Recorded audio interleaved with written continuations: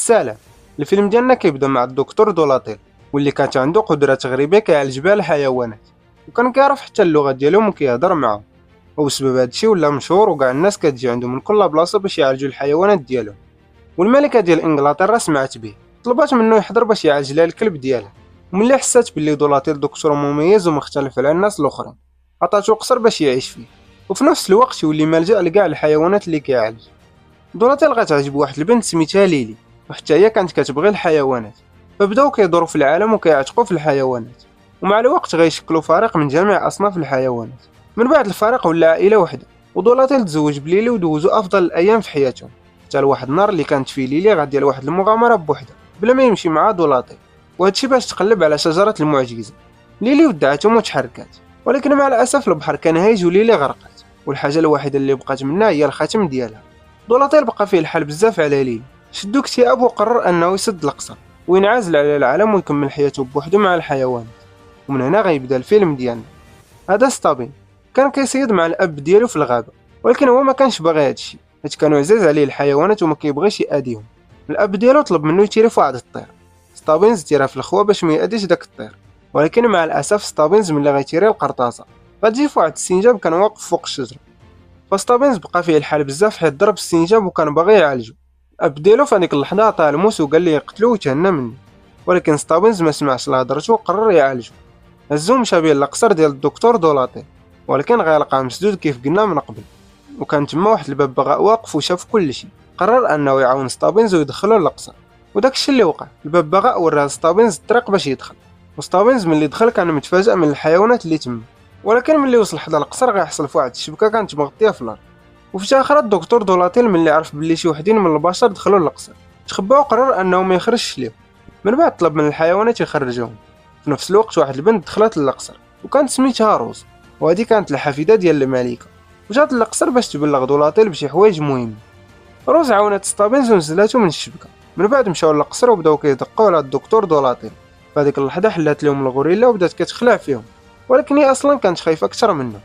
المهم روز دخلت للقصر وقالت لدولاتيل بلي الملكه مريضه وما بقى لها والو تموت، وخاصو يمشي لعندها باش يعالجها.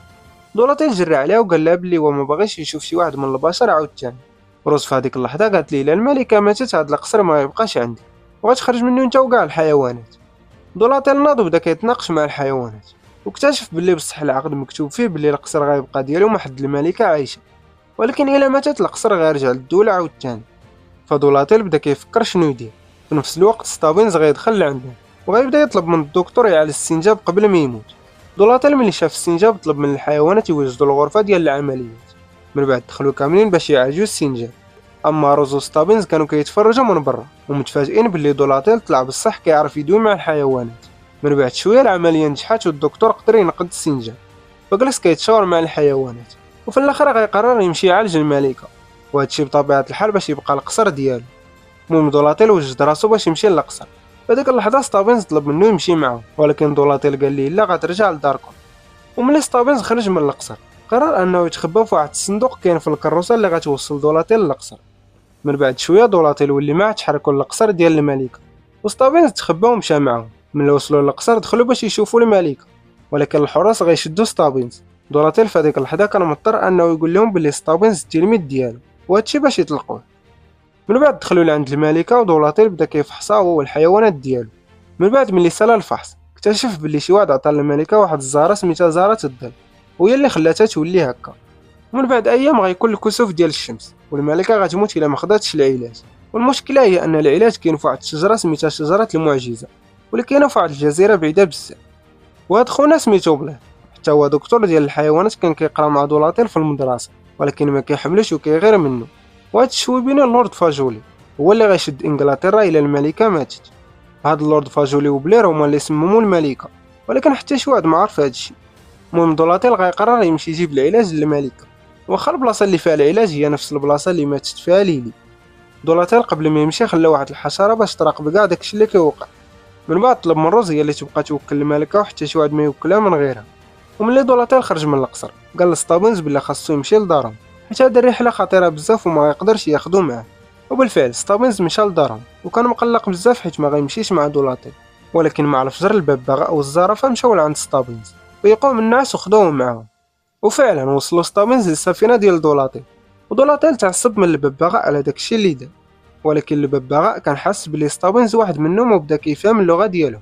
دولاتيل اقتنع بالهضر ديال الببغاء وبداو في الرحلة ديالهم. وفي جهة أخرى اللورد فاجولي غيطلب من بلير يتبع دولاتيل ويحاول يعطلو ما يخليه يوصل حتى شي حاجة.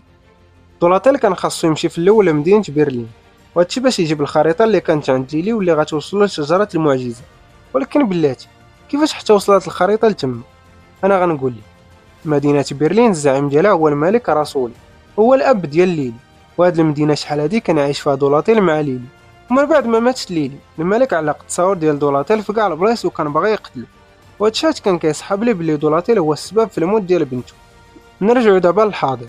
دولاتيل وستافينز تنكروا دخلوا للمدينة وقدروا انهم ياخذوا الخريطة، ولكن مع الاسف الدكتور بلير وصل لهم وخدا منهم الخريطة وغرق لهم السفينة. دولاتيل في هذيك اللحظة فقد الأمان وقرر ما يكملش الرحلة، حيت دابا ما عنده لا خريطة ولا سفينة اللي غيوصلوا لشجرة المعجزة. هنا دولاتيل بدا كيعاود لستافينز والحيوانات اللي معاه شحال كان كيبغي ليلي. في هذيك اللحظة الملك راسولي كان واقف بعيد وسمع الهضرة كاملة ديال دولاتيل، فعرف بلي دولاتيل كان كيبغي بنته ماشي هو السبب في الموت ديالها. فمشى لعندهم وقرر يعاونهم، عطاهم سفينة واحدة أخرى باش يكملوا الرحلة ديالهم. وداكشي اللي وقع، دولاتيل واللي معاه رجعوا للبحر عاوتاني باش يكملوا الرحلة لشجرة المعجزة. وستافينز في هذيك اللحظة سول دولاتيل كيفاش غنوصلوا للجزيرة وحنا ما عندناش الخريطة. دولاتيل قال لي بلي الدكتور بلير غيكون وصل للجزيرة، وانا غنصيفط موراه الحيتان اللي في البحر وغيعرفوا البلاصة ديالو، من بعد غياخدونا حنا وغيوصلونا لعندو. وداكشي اللي وقع، الحيتان عرفوا البلاصة ديال الدكتور بلير ووصلوا دولاتيل للجزيرة. دولاتيل خدا الفريق ديالو ودخلوا كيقلبوا على الشجرة، ولكن ملي وصلوا غيلقاو بلير هنا. بلير غيشد دولاتيل وغيبدا يسولو على البلاصة ديال الشجرة، وفي واحد اللحظة غيضرب الارض بالعصا اللي كانت عنده. وهادشي اللي دار بلير غيفيق التنين اللي كيحرس تما. فالتنين بدا كيضربهم وقتل كاع الرجال ديال بلير.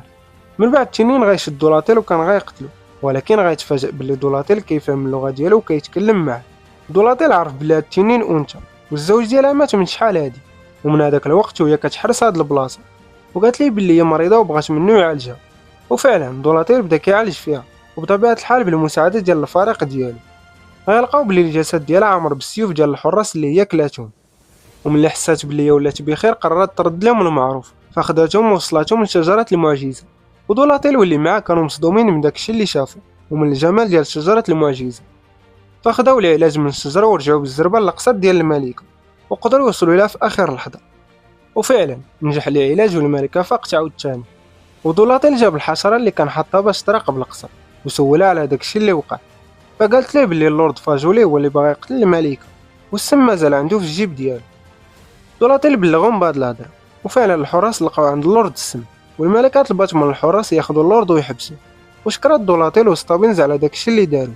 من بعد دولاتيل والفريق ديالو رجعوا للقصر ديالهم وفتحوا الباب ديالو عاوتاني، ورجع دولاتيل كيعالج كاع الحيوانات كيف الاول، وهادشي بطبيعه الحال بالمساعده ديال ستافينز اللي ولا كيعرف اللغه ديال الحيوانات وكيدوي معاهم.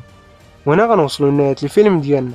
الا عجبك الفيديو ما تنساش تضرب معاك ديك لايك، لما كنتيش مابونيش ابونا باش يوصلك الجديد. المهم هذا ما كان معكم زويقير، تلاقاو في الفيديو الجاي.